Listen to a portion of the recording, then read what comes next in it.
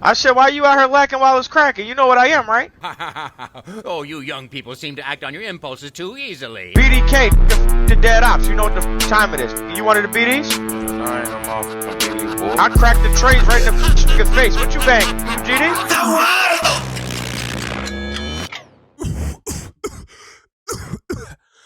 Alright, DL Brando. Look, unless you've been living under a rock or your anime taste isn't quarter Zippian, you should know who he is. And if not, well, it was a good reminder that you're not hating hard enough. He poisoned his adopted father to steal his fortune, kisses his adopted brother's woman, seeing his bro happy he got a dog, and counter hits the fuck out that little nigga. But that's just some of the worst things he's done. We can go on and on about the little things like having a mother eat her own child. But I'm not here for all that. I want to go back, I want to talk about the old shit and how the vibe and feel were just overall different. Starting with, so I want you to imagine you and your homies had this great adventure, right? I finally pull up to your destination to get back on your ops. You see they live in this big ass mansion. Y'all walk in and shit is moving a little too easy, right? Like there's like nobody in sight. So y'all pull up to the top floor and there's a coffin. And you know your ops been on a Cardi vamp wave lately, so he sleeps in that coffin. So you tell your bro Abdo, yo, light his coffin the fuck up, bro. And after blowing the top off this coffin, you start to notice something. Where the heck is your man?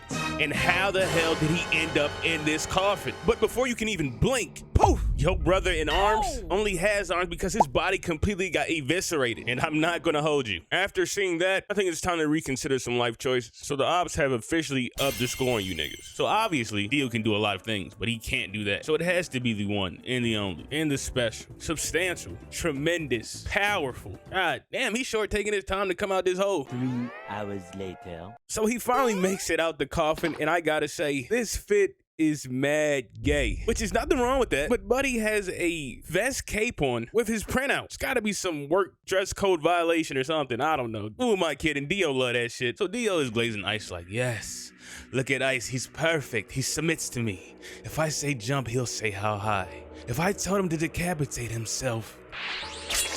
Wow, you gotta hate a glazing ass nigga. And the way he is going about glazing, you knew he would bring his ass back. So he gives him his blood and starts jamming his head back on like a Lego block. Then Dio immediately gets riding these niggas. I would hate to waste such talented, handsome men like yourselves. How about you serve me? You won't have to worry about death again. I mean, not the worst offer in the world, but I just don't appreciate the dress code you have in your establishment. So let me go into another aspect that I like about the OVA, the fighting. Don't get me wrong, the new shit got some bangers too, but I like my fights with a little more fluidity with it too. So Iceman summons his stand and gets swallowed up in one gulp. So Polnareff swings at Iceman, but he hits this unnecessary, and I mean unnecessary, twirl to evade Polnareff and just destroys the platform underneath him. So now we are back on track with the anime. So Polnareff uses his stand to catch himself. And he's like, all right, where did he go? And as he's hanging there, a gust of wind blows by and a big hole appears like there was nothing there in the first place. So this man does what everyone should do when going against a vampire. Jump out the window into some sunlight. I know that shit hurt. Bro landed in barely an inch of water, back feeling like pins and needles. Now you know how I said go to the sunlight? Well, yeah, that didn't work. But he takes part of his foot so that he can just stop running away. Man, what do you do? So Polnareff is trying everything in the book to win, but nothing seems to be working. Now we go back to Jotaro and Dio, and he's just playing around. And when you realize what this man's stand is, spoiler alert, it stops time. The idea he's using the world though to just pick them up and move them back downstairs so they just get mad as shit and confused is the most pettiest thing ever. Why not go for the kill? You really hate these niggas. So Dio tells Joseph that he needs to drink his blood to become complete. And with that, he sends Jotaro out this episode to return at a later date. So we go back to Polnareff, and he's getting beat up. And as Iceman is about to deliver the final blow, Iggy comes in with the quick save. Now normally, this will be a happy moment that will lead to a great 2v1. They beat the bad guy, hooray, right? Yeah, no. Now we've seen in the normal anime, this man beat the everlasting. Hold on. I need some for self-ass music for what's about to go down. So in the anime, we see this man beat the crap out this dog. Us, the viewers, screaming for Peter after each kick. Peter! Sound like Katniss Everdeen in this bitch. So in the 1993 OVA, I want y'all to grab y'all pet and tell them that you love them. In the 1993 OVA, we see Iggy get cut in half. I don't even think I can show this. And before I can even realize what happens, just like the anime, he goes back for the stomp on Iggy and then kicks his lifeless body like it's nothing. And this was the last straw. When I tell you Polnareff handled this man so quick, it will be an understatement. Where was this earlier? Man, and with that, they done took Iggy too. So we go back to Dio, and just as he's about to drain Joseph dry, someone lights the side of the building right up. And I thought my eyes was deceiving me because the way this man is ore farming could only be Piccolo, but it wasn't. Kakyoin has finally made it back. Then with no words said, he fires his 100-round drum into the building. Then for some reason, I didn't know he could do this, he shoots a whip to the building so he can scoop up Joseph and get out of there. Then they just skirt off the lot. Now it's officially night and Dio can make his move. So this is the beginning of the Hall of Fame chase. And in 1993, Dio is a demon. So he jumps into the city looking around at the bustling nightlife. And then he's like, these cars with power and speed. If only he lived a little longer. Wait till he see what niggas is driving now. So he almost gets hit by one of these cars, and this is the last person you want to get into a near accident with. So Dio walks up and is like, is this car still working? Another guy, fake concerned, like, yo, you didn't get hurt? But Dio's like, I'm asking you a question, is the car still working? And this man does the unthinkable, grab Dio's hand, and the way this man breaks the grab and bends his arm in ways it shouldn't be bent. Now I will say, in the anime, it's way worse, because when he breaks his arm, in the anime, he starts gushing out blood from everywhere. I don't even know how that's possible. So he hops in the car, and he's sitting next to the Senator of the United States, and he's like, I love the young people. So different, so unique, so brutal. Bro brutalized his driver and he just starts glazing him. I don't know if that's high IQ or low IQ, because you don't know what this man's about to do. He's like, start the car, but you knocked out my driver. So this man just flings him to the front of the seat like it's nothing. I mean, that's way better than getting your teeth ripped and then getting flung to the seat. You feel me? So he's like, you can't do this to me. I'm the Senator of the United States. Kicked him so hard he face planted in the windshield. And for some reason, this wasn't enough because this man kept trying to escape. And after realizing countless times of getting put back into the car, he realized he couldn't get away. So he started pushing that pedal to the floor. And then we get to the famous traffic scene. And just like the anime, he says there's some space on the side of the road. It's a sidewalk. And at first, it's not so bad. People are moving out the way. But then Dio tells him to go faster. And then faster. And then faster. And we see people just get smacked in the hood of the car while blood just hitting the windshield. And Dio's just sitting there in the back smiling. Now that shortcut did help because it made them cut off Joseph and Kakyoin, and then they hit some fast and furious maneuver and make their way onto the highway. So the Senator's like, Master, I did it. I found the truck and I won't let them get away. Then Kakyoin uses his stand to fire onto the side of the vehicle. Now if I'm the Senator and I survive, I'm creating a law banning the name Dio, yellow crop top jackets, yellow hair, because if y'all don't remember, ordinary people can't see what they're doing. So to him, there's just random hoes getting spawned into the side of the vehicle. Then Kakyoin jumps on top of the car and starts sending shots at the entire vehicle, including the driver. I don't know how this man is still alive. So Kakyoin tries to do it again. And this is the first time we see 1990 the world though, so colorless, so strong, and just rocks hair faint green. So as they're trying to get away, they hit one of these old ass train jumps, and of course Dio vehicle didn't make it and gets blown up, but it takes more than that to beat Dio. So he flips the train and walks, dragging the Senator in hand, sees that Joseph and Kakyoin got away, and just launches the Senator at the car. Oh my god. First of all, I repeat a law I just made. Second, we see this man's intestines. So some time passed, and Kakyoin finds an idea to reveal this man's stand. So Joseph, he starts swinging around the city like Spider-Man while Dio chases him. Then Dio falls right into their trap and gets lit up by Kakyoin. And as he's trying to get away, he gets caught in this web, which are essentially landmines all over the place. And it finally looks like they're pushing him back. Now, if you don't know Dio by now, if he likes you, he's gonna offer you that motherfucking 360. But Kakyoin, we know he's not taking that shit, and fires him up one last time. And then this man Dio casually kicks his attack away. If I seen this, I'm shook. So this is when Dio finally uses the world though, freezes time, and punches a hole in Kakyoin's chest. Imagine thinking you putting in pain, then boom, there's a hole in your chest. So he resumes time and sends Kakyoin flying. And just like the anime, Kakyoin uses his last moments to shoot the clock to give Joseph a hint of what his stand is. Then after that passed, we go to Joseph, and he's using Hermit Purple. And I fucking hate Hermit Purple. So Dio knocks it away and flies towards him, but Joseph is on the move. And Joseph finally figures out why Kakyoin shot the clock and learns that Dio's stand can stop time. But before he can do anything, the world spawns up and rocks him, but it stopped. Apparently Joseph has this wave energy shield. I don't know, his shit's still trash. So Dio hits the pillars instead and sends him flying and gets knocked away in front of Jotaro. What a blessing. So as he's telling Jotaro what Dio's stand is, Dio uses the world though, throws a knife at Joseph's neck, putting him down for good.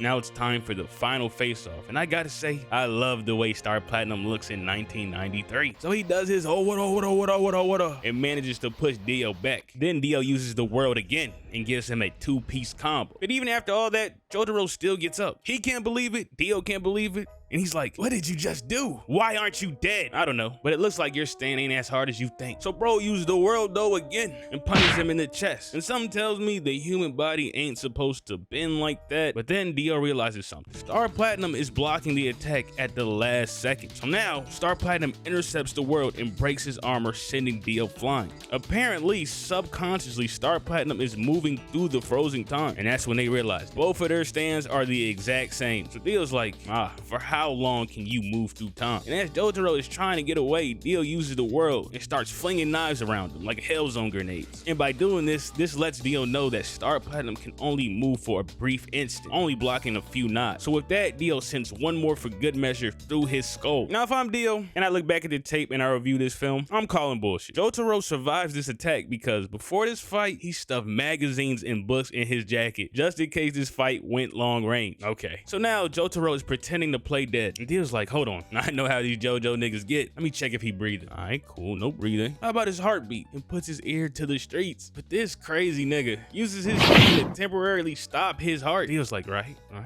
no heartbeat. But just in case, this man grabs a stop sign and tries to sever his head. I can't believe a group of niggas would have you this shook. But Polnareff jumps down and stabs him through his forehead. And with that, Jotaro takes his opportunity to hit this man, and Dio flies from car to the Yamcha pose in an instant. His aura is fading immensely. So now this is truly the time to lock in, and tells Polnareff, wait here, I got something to do. Now this man has hit Dio so hard he can't feel his legs. You know, I could kind of relate type shit. So this man gives him brain damage. And as Jotaro is telling him to give up, he's just laughing. And then he says the magic word, the world.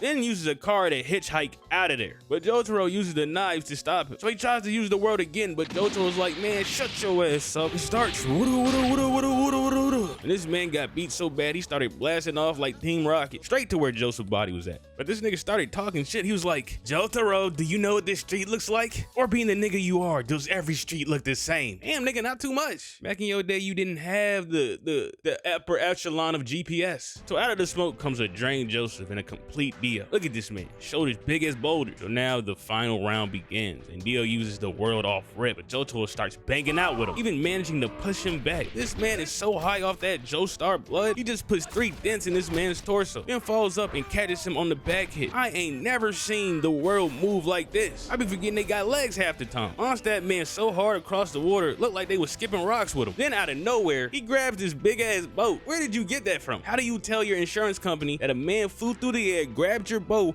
and lunged it down the sea? So Jotaro's like, no, not yet. It's not enough. I'm not angry enough yet. Really, nigga? First of all, do you think you're the Hulk? And what about him killing your grandpa, Avdol, Iggy, and essentially your mom? Cause like, if you don't beat him in time, she's dead too. But hey, you're not mad enough. Okay. So bro flies out to sea and screams Dio. And Dio meets that man right where he's at. And I'm like 100% sure this is not in the anime. So Dio sends him into the bus full of people. He climbs in and he's like, get out of my face. And tears through all of them. And now I think Jotaro is truly angry. So he smacks Dio away. Follows him. But this man Dio, this man punches his hand through the car and lunges it at him. Never in my life have I seen a nigga throw a car like that. But Jotaro weaves that shit. And can I say at some point, this nigga just learned to float? So this is when Jotaro one-ups him by driving his fist in the skyscraper, grabbing this big ass building and launching this bit like General Tao. Then this man, no stand I think, just starts fisting the concrete. But what he didn't expect was Jotaro to be inside the skyscraper. And I would call bullshit, but we remember that shit he pulled off with that jacket on fire. So he starts and Dio smacks it away, swings at Jotaro, but he blocks it. Does no one see the skyscraper in the sky? So Dio's like, this is the last time. I'm gonna freeze time. The world. And for a brief period of time, nothing happened. No Dio. Nothing. Then you notice this big shadow coming down on Jotaro. And this man comes down with an oil tank and starts, you know? And I will say, I don't like that they barely show his stand when he's moodling. Like, I know he's using it, but now I can't prove it. Like, now they make me feel like I'm a basic ass human. No, I can't be. So the oil tank explodes, and he's like, I finally did it. I finally put down this horrendous bloodline. And this shot looks amazing. Then time stops, and Jotaro says, monkey see, monkey do. What the? Jotaro walks out the fire talking about the one that froze time is me. I mean, he didn't even know that was a thing 5 minutes ago, but oh well. Then he's like, how does it feel wanting to move? Then breaks this man's leg, then just resumes time. Then bro's like, even though I do hate you, I won't torture you because I got a conscience. So this man Dio, as his last resort, uses the blood from his legs to splash Jotaro in his eye. Goes for the kick, but Jotaro clashes, breaks Dio's stand, causing this man's body to explode, turning that boy into a human sprinkler. Then this man Jotaro said, there's only one reason you lost. You really, really pissed me off. What? Okay.